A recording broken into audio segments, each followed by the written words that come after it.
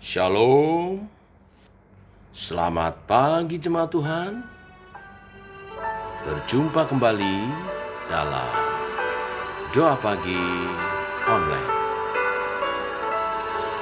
Mari hampiri hadirat Bapa dengan kerinduan.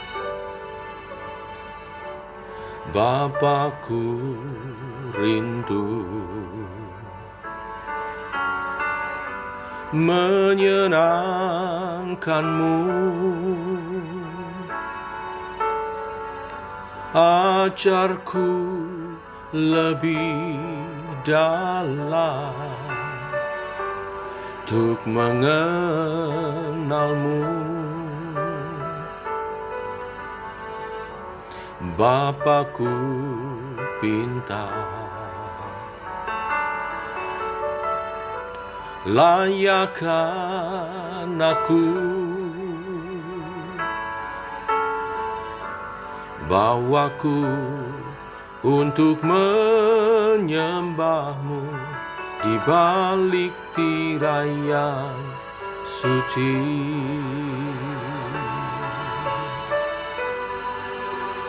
Mari bersama-sama katakan sekali lagi. Bapakku rindu menyenangkanmu, ajarku lebih dalam untuk mengenalmu. Bapakku pinta, layakkan aku, bawaku untuk menyembahmu di balik tirai yang suci, bertemu muka dengan muka, tenggelam di dalam kasih-Mu Bapa. Oh Tuhan, ku rindukan selalu diam dalam bait-Mu.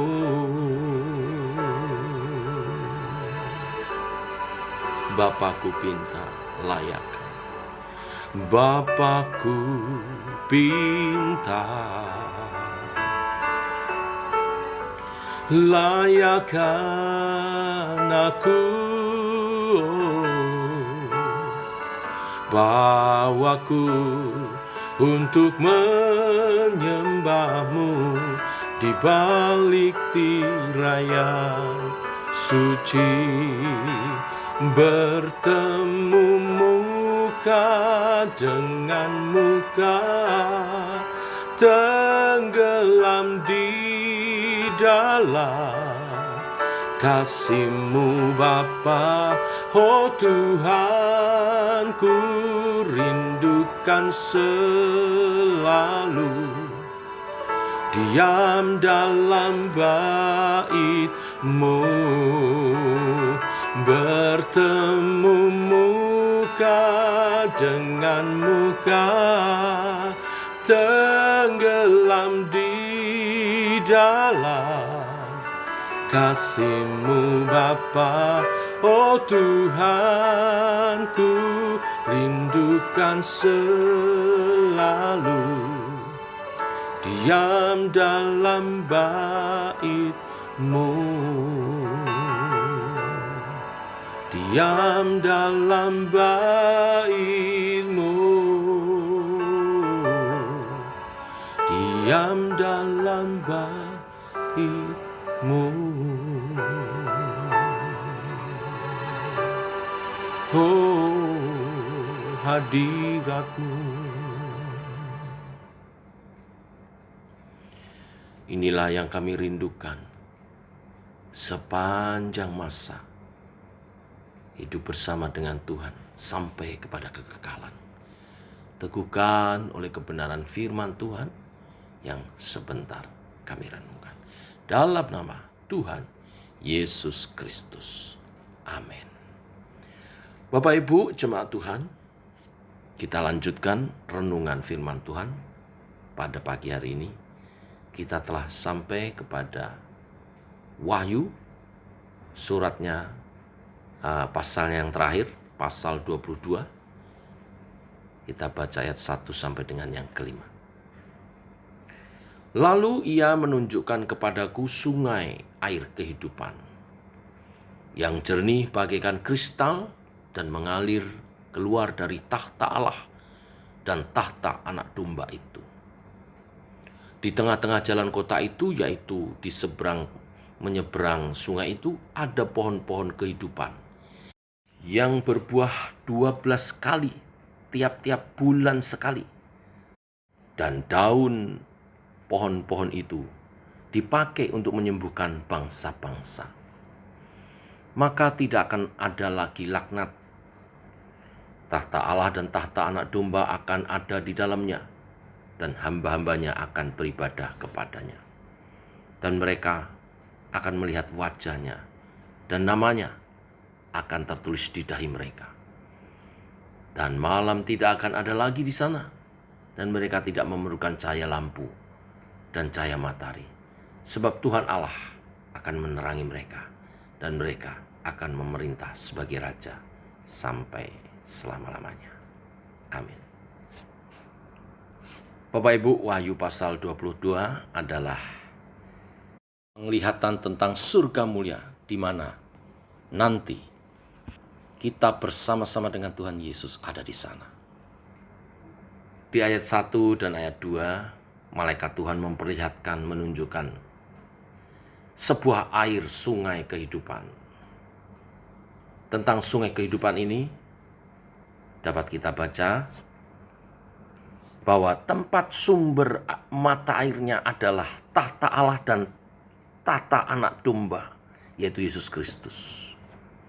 Dari tahta yang terletak pada titik tertinggi di Yerusalem baru itu, terlihat air mengalir melalui sungai kehidupan yang jernih, bagaikan kristal yang tembus cahaya. Jernih ini merupakan sebuah penegasan bahwa sumber kehidupan sesungguhnya berasal dari Tuhan Allah, yang kita kenal melalui Yesus Kristus, anak domba Allah. Inilah semacam jaminan pertama dan yang utama, yaitu bahwa Tuhan Yesus akan mengalirkan kehidupan bagi setiap orang yang teguh beriman kepadanya.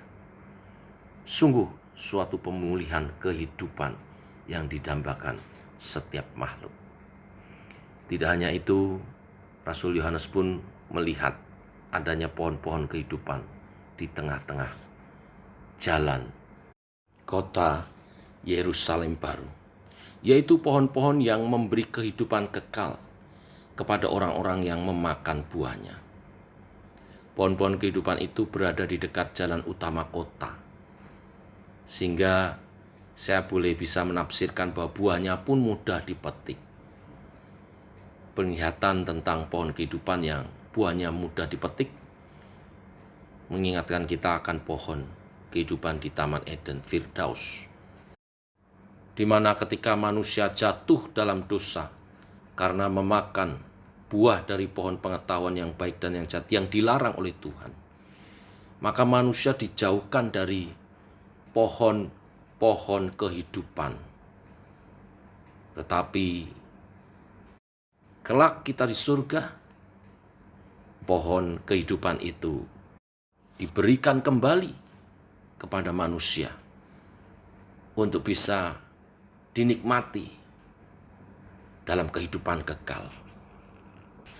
Kehidupan yang hilang karena ulah manusia jatuh dalam dosa, kini dihadirkan kembali dalam tahta Allah dan tahta anak domba.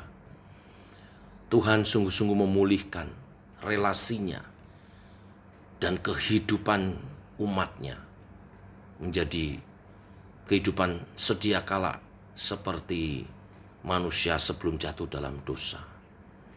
Suatu kehidupan yang penuh dengan kebahagiaan. Kehidupan yang digambarkan di surga ini adalah kehidupan kelimpahan, sama seperti buah pohon yang terus berbuah tiap-tiap bulan, berbuah sepanjang tahun, bukan pohon musiman, tetapi pohon yang tiap kali berbuah tiap bulannya. Dan digambarkan tidak ada lagi penyakit, sebab daun-daun pohon kehidupan ini menyembuhkan orang-orang dari segala bangsa. Penglihatan ini tentu menjadi sumber penghiburan, penguatan, dan pengharapan umat Tuhan untuk tetap teguh di dalam iman, sekalipun mungkin sedang berada dalam suasana atau situasi yang sangat sulit. Kalau sebelumnya umat Tuhan sering mengalami kekurangan dan penderitaan dan berbagai penyakit, maka semuanya nanti dipulihkan. Tidak ada penderitaan, tidak ada kekurangan, kelimpahan sepanjang masa.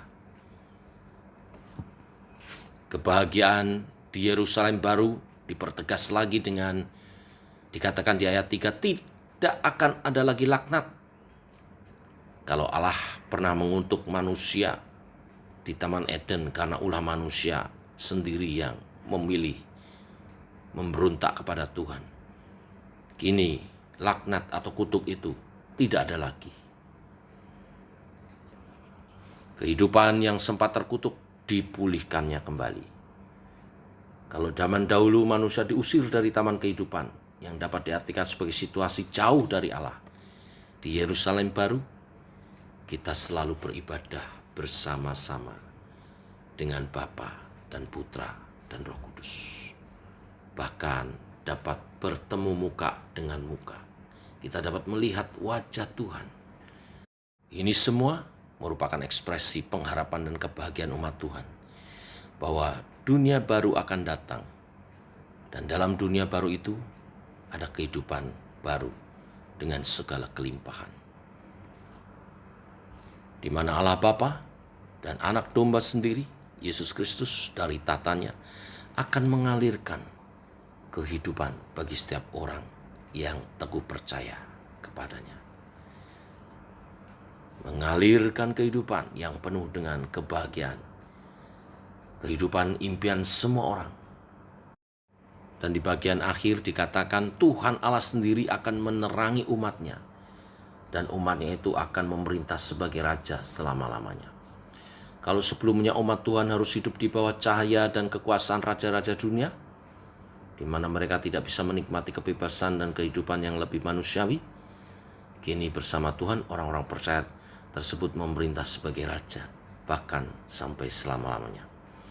Ini merupakan pembalikan atau pemulihan kehidupan yang luar biasa, yang hanya bisa dilakukan oleh Tuhan. Demikian kehidupan di masa depan bagi setiap orang percaya. Mari perteguh iman, setia, dan hidup dalam kekudusan, melayani Tuhan sebagai imam-imam yang berkerajaan. Tuhan memberkati. Mari kita berdoa. Bapa, terima kasih. Kami bersyukur untuk hari yang baru dan penglihatan yang Kau nampakkan kembali melalui kitab Wahyu pasal 22, penglihatan yang diterima oleh Rasul Yohanes di Pulau Patmos tentang surga mulia, tempat bagi setiap orang percaya yang memelihara imannya sampai Yesus datang kedua kali menjemput gerejanya. Bapa, teguhkanlah iman kami, tuntunlah kami oleh kuasa-Mu Allah Roh Kudus, bimbinglah kami dalam roh-Mu untuk hidup senantiasa menggenapi kebenaran firman-Mu, hidup senantiasa mengikuti rancangan-Mu. Karena tanpa Tuhan kami lemah, kami tidak mampu. Kami mau hidup mengandalkan Tuhan. Peganglah tangan kami Roh Kudus setiap hari, supaya kami dapat menggenapi kebenaran-kebenaran rancangan-Mu atas hidup orang percaya. Sungguh indah bila waktunya datang, kami ada saat Engkau datang kedua kali menjemput gerejamu. Terima kasih Yesus buat pencerahan pagi hari ini, buat penyingkapan firman-Mu pagi hari ini. Kami merindukan Yerusalem baru. Kami merindukan surga yang mulia. Sekali lagi teguhkan iman percaya kami. Biar kami hidup seturut kehendak-Mu. Kesempatan yang indah pagi hari ini kami berdoa, mohon pimpinan penyertaan Tuhan untuk setiap usaha pekerjaan dari umat-Mu. Karena melalui usaha pekerjaan yang Kau rahmatkan, kami berkarya dan menjadi berkat bagi dunia ini, menjadi dampak bagi dunia ini atas karya-karya yang boleh dihasilkan untuk dari anak-anak-Mu, umat-Mu bagi dunia ini. Melalui usaha pekerjaan ini, Engkau juga memberkati kami untuk kami mendukung pekerjaan Tuhan lebih diluaskan, untuk kami bersaksi, untuk kami memuliakan Tuhan. Maka berkati usaha pekerjaan setiap umat-Mu. Yang membuka tokonya hari ini Tuhan berkati, yang membuka showroomnya Tuhan berkati, yang bekerja di kantor-kantor Tuhan berkati, yang berwirausaha Tuhan berkati, yang berdagang Tuhan berkati, yang mengerjakan jasa Tuhan berkati, dan pekerjaan kami boleh memuliakan Tuhan dan menghasilkan yang terbaik. Melalui usaha pekerjaan kami berkecukupan, bahkan janji kelimpahan-Mu dinyatakan.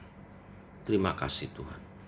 Kami menyerahkan sepanjang hari ini penghidupan umat-Mu dalam rahmat-Mu.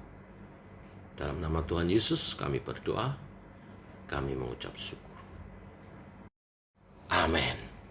Demikian saudara, doa pagi kita. Selamat pagi, selamat berjalan bersama dengan Tuhan. Salam sehat, tetap semangat. Shalom.